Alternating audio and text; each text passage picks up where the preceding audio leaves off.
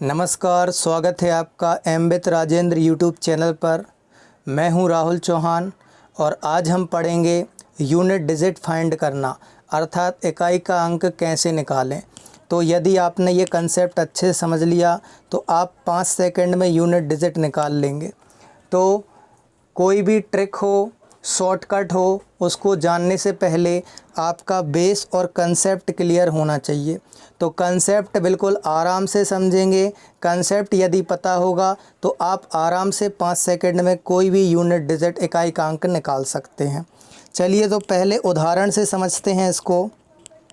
मान लो 7 के ऊपर 105 की पावर है और इसमें बोल दिया जाए कि इकाई का अंक या यूनिट डिजिट फाइंड करिए, तो इसका इकाई का अंक बताइए क्या होगा।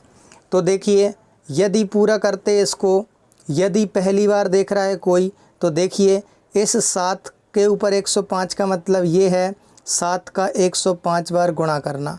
ठीक है, जैसे 7 के ऊपर 2 की पावर होती तो आप कहते 7 गुणा 7, 3 की पावर होती तो 3 बार गुणा करते। इसीलिए 105 की पावर है तो 105 बार क्या करना है, गुणा। तो 105 बार गुणा करो, फिर जो भी संख्या आए उसका इकाई का अंक बताओ। ठीक है, तो इसको करने का हम तरीका बता दे रहे, पहले पूरा तरीका बता रहे फिर शॉर्टकट बताएंगे। ठीक है, चलिए तो 7 के ऊपर 105 की पावर का पूरा तरीका देखिए। मान लो इसको लिख दिया हमने 7 गुणा 7 गुणा 7 गुणा 7, और ऐसे करते करते हम ले गए इसको 105 तक। अब देखिए गुणा करते हैं, 7 सतैया 49, इकाई का अंक क्या आया बताइए, 9। अपन को इकाई के अंक से मतलब है यूनिट डिजिट से।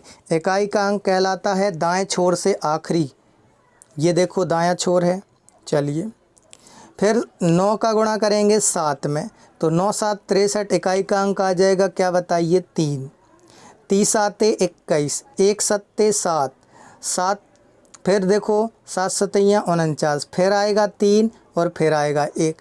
तो कहने का मतलब ये है कि हर 4 संख्या के बाद ये संख्या रिपीट होनी शुरू हो जाएंगी, मतलब बार बार 1 मिलना शुरू हो जाएगा। ठीक है, तो ऐसा सभी के साथ होगा, भले ही 1 ना आए, लेकिन हर 4 अंक के बाद, हर 4 बार गुणा करने के बाद ये रिपीट होना शुरू हो जाएगी, क्योंकि 4 सबसे छोटी भाज्य संख्या है, इसीलिए 4 में क्या बताइए ये रिपीट हो जाती हैं। ठीक है, तो अब हम देखेंगे इसके अंदर कितने 4 हैं। ठीक है, तो अब हम देखेंगे इसके अंदर कितने 4 हैं। पेशेंस बना के रखिएगा, इतना कभी नहीं करना पड़ेगा आपको, आप मात्र 5 सेकंड में इसको सॉल्व कर देंगे। तो पहले हम पूरा तरीका इसलिए बता रहे हैं ताकि सबको पूरा बेस क्लियर हो जाए। 4 देखते हैं कितने बार हैं, 4 दूनी 8, बचेगा 2, 4 छंग 24, बचेगा 1।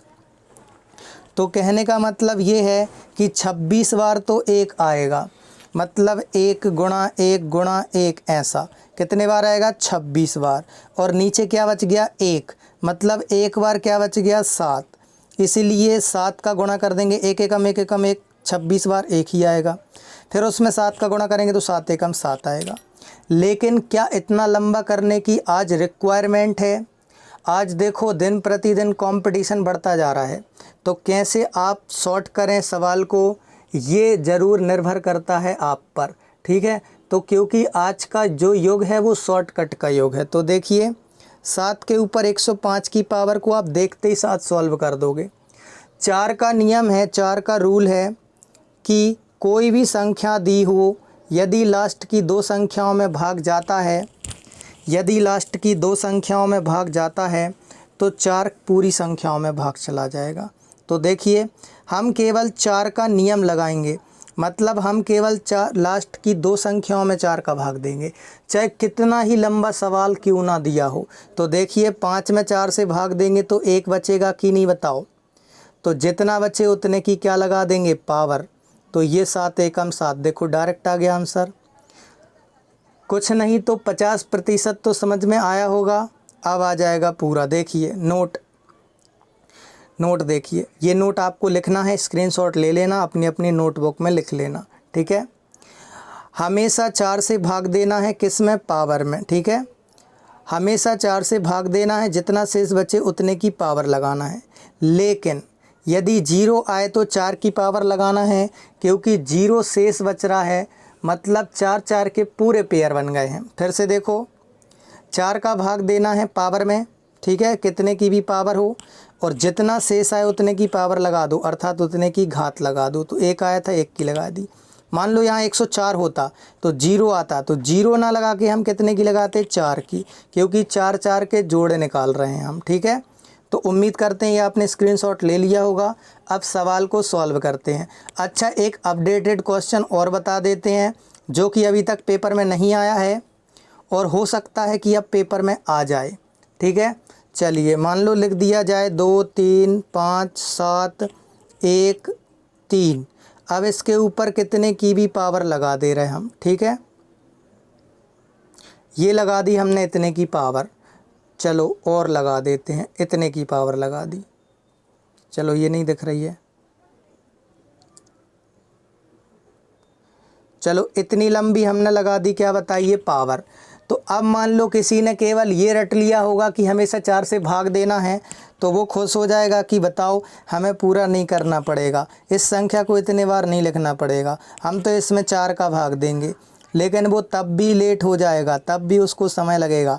लेकिन अपन ने क्या सीखा है, हमेशा 4 का नियम लगाओ, है ना। तो हमेशा 4 का नियम लगाओगे तो 4 अट्ठे 32 ही होता है, मतलब पूरा लग गया। 3 के ऊपर 4 की लगा दो, तो 3 के ऊपर 4 की लगाओगे तो 1 आएगा कि नहीं बताओ, क्योंकि 3 तर का 9 और 9 नाम 81 होता है। एक और देख लेते हैं, एक और।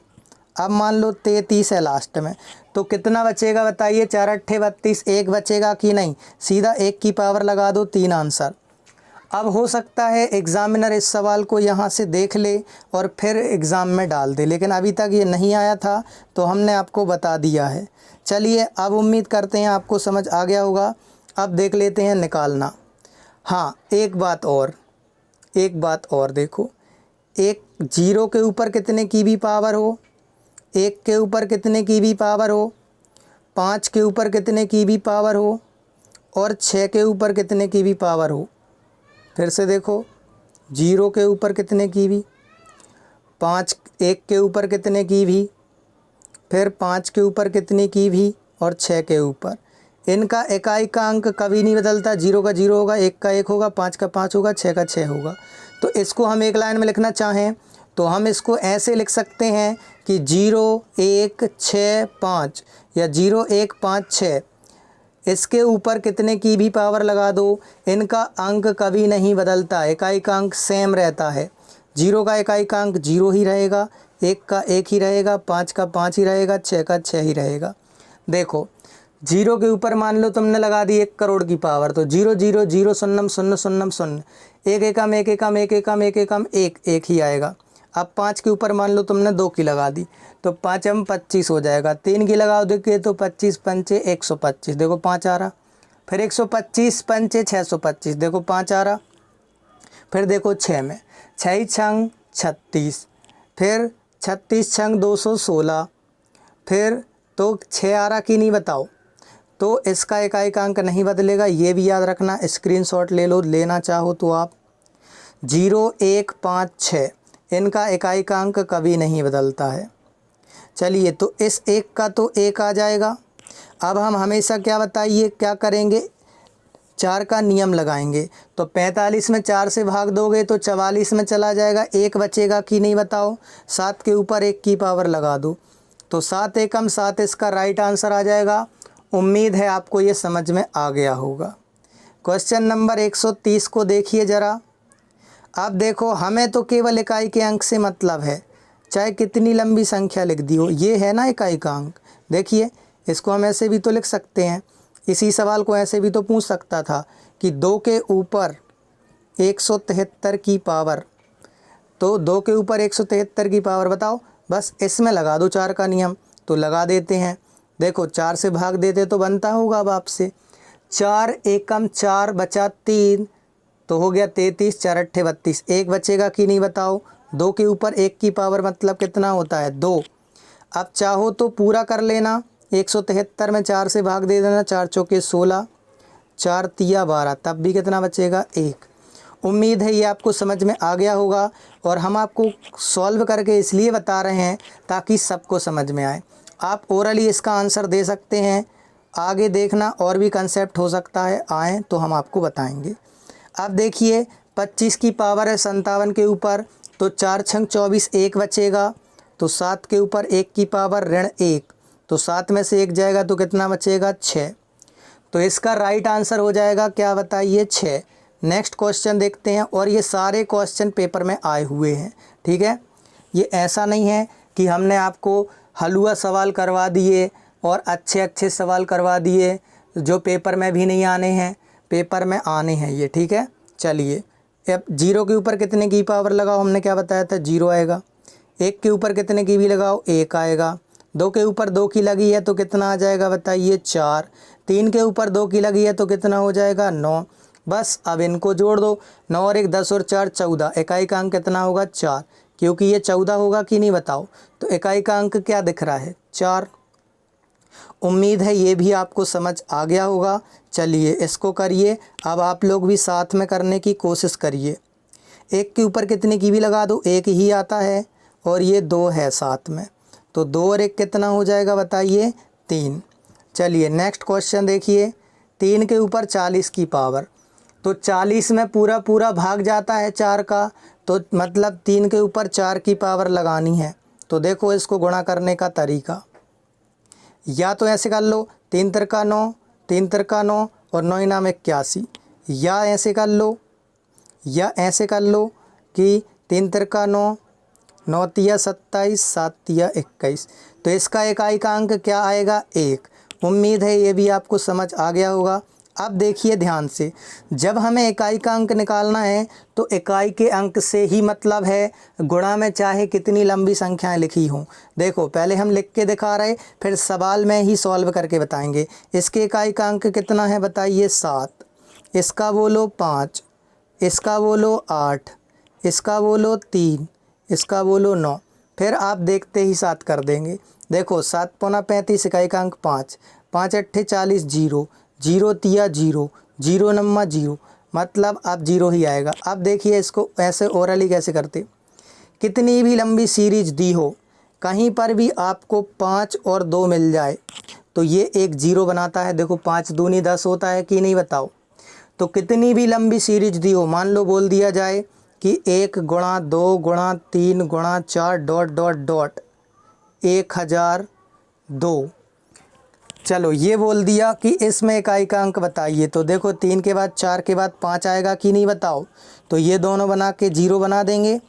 तो ऐसे ही देखो इस 8 में 2 दिख रहा है 3 बार, और ये 5 देखो तो ये 0 बनाएंगे कि नहीं, तो इसका डायरेक्ट आंसर होगा 0। देखते ही साथ इसको तो आप 1 सेकंड में कर देते हैं, तो इसलिए आप आराम से इकाई के अंक के सारे सवाल 5 सेकंड के अंदर कर सकते हैं, बशर्ते आप प्रैक्टिस कर लेना अच्छे से। चलिए, और इस वीडियो को कम से कम 2 बार देख लेंगे तो 100% हो जाएगा। और नोट ज़रूर करिए, सवाल को नोट करेंगे, नोट करेंगे तो आपका 100% होगा, बार बार वीडियो को नहीं देखना पड़ेगा। देखो 3 8 24, 8 7 56, 6 6 36, तो इकाई का अंक 6 आ जाएगा। अब ये आप निकाल लेंगे, और ये देखो मेंस में आया है, ज़्यादा पुराना नहीं है, 2013 का है। नेक्स्ट क्वेश्चन देख लेते हैं, क्वेश्चन नंबर 37 को। अब देखो 2 में भाग देंगे 4 से तो 2 ही बचेगा कि नहीं बताओ, तो 4 के ऊपर 2 की पावर लगा दो। फिर देखो 3 बचेगा तो 4 के ऊपर 3 की पावर लगा दो। 2 की लगाएंगे तो 16, 3 की लगाएंगे तो 4, 4 चौके 16 चौके 64, ये आ जाएगा 0। अब देखो हमने बोला था आगे हम एक कॉन्सेप्ट और बताएंगे, तो अब देखिए एक कंसेप्ट और ये है कि जब भी 4 के ऊपर एक बार सम पावर हो और एक बार विषम पावर हो, ये हालांकि बुक में नहीं मिलेगा आपको, ये प्रैक्टिस करने से आते हैं, ठीक है। एक बार सम की एक बार विषम की घात हो तो हमेशा 0 आएगा। क्यों आएगा वो देखते हैं, 0 क्यों आएगा वो देखते हैं।